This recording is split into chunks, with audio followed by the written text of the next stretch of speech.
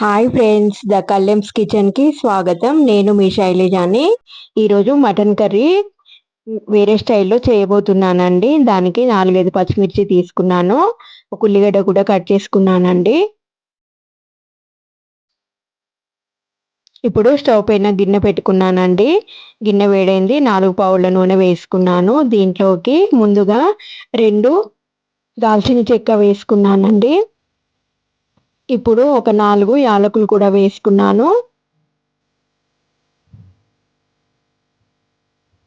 ఇప్పుడు ఒక 4-5 లవంగాలు కూడా వేసుకున్నానండి. అవి నూనెలో కొంచెం ఫ్రై అయినాయండి. ఇప్పుడు దీంట్లోకి ఉల్లిపాయ ముక్కలు కూడా వేసుకున్నాను.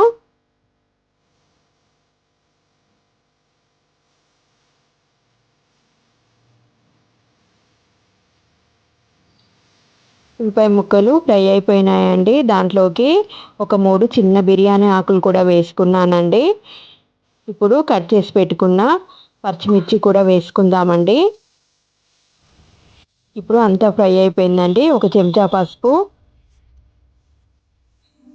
ఒక 3 చెంచాల అల్లం పేస్టు,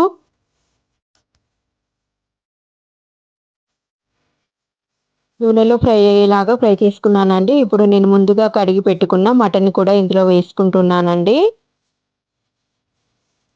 ఇప్పుడు నూనెలో కలిసేలాగా మొత్తం ఒకసారి బాగా కలుపుకొని మూత పెట్టుకుందామండి.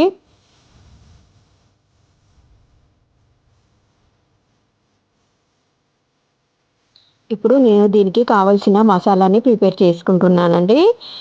కొంచెం నూనె తీసుకొని దాంట్లో ఒక ఉల్లిగడ్డ కట్ చేసుకొని దాన్ని బ్రౌన్ కలర్ వచ్చే వరకు ఫ్రై చేసుకుంటానండి. ఉల్లిగడ్డ బ్రౌన్ అయిపోయిందండి. తీసి వేరే ప్లేట్లోకి మార్చుకుంటున్నాను. ఇప్పుడు అందులోనే ఒక 7-8 ఎండు కొబ్బరి ముక్కలు కూడా ఫ్రై చేసుకుంటున్నానండి.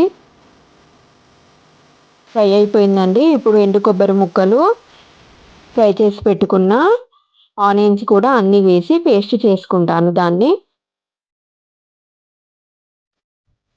ఇది జాజికాయ అండి. ఇది మటన్లో వేయడం వలన ఫ్లేవర్ చాలా బాగుంటుందండి. ఫంక్షన్లలో ఇది కంపల్సరీ వాడతారు కాబట్టి మటన్ టేస్ట్ అనిపిస్తుందండి. నేను దీనికి సరిపడా కారం వేసుకున్నానండి. రుచికి తగ్గట్టు ఉప్పు కూడా వేసుకున్నానండి. మూత పెట్టుకుందామండి. ఒకసారి ఒక 10 నిమిషాలు ఉడకనిద్దాము. ఉడికిపోయిందండి. ఇప్పుడు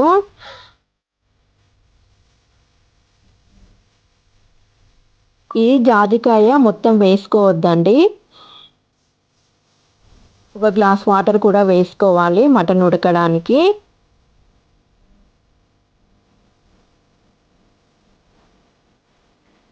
మటను ఉడికిందండి కొంచెము.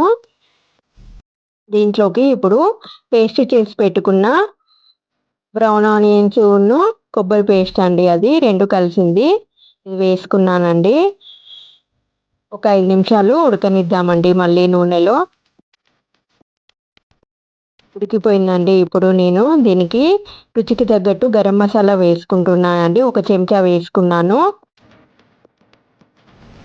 ఒకసారి బాగా కలిసేలాగా కలుపుకుందామండి. ఇప్పుడు మటన్ ఉడికిపోయిందండి. దీంట్లోకి ఒక 2 చెంచాల ధనియా పౌడర్ కూడా వేసుకున్నాను.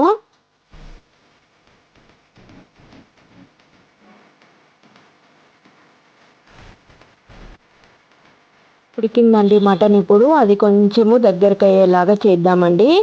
జాజికాయను మాత్రము అది కొంచెమే వేసుకోవాలండి, ఎక్కువ వేసుకోవద్దు.